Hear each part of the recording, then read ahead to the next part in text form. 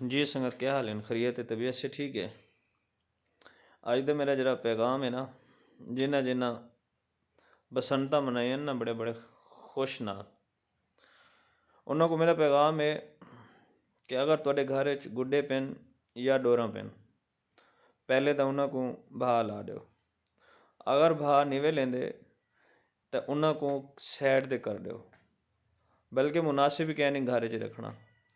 हुण साडी गौरमेंट ने ऐलान किए कि इनका क्रैक डाउन शुरू थी वजने, और जिंदे घर घर च गुड्डे या डोरा लभ्या वेगियां तो वाल उनके वास्ते मैं तो सही कमाल ही कमाल है।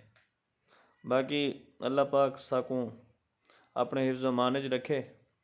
मैं आखे चलो अपने दोस्तों को, अपने संगतां को ये पैगाम देवां ताकि हर बंदा अपना अपना टाइम नाल संभल वने।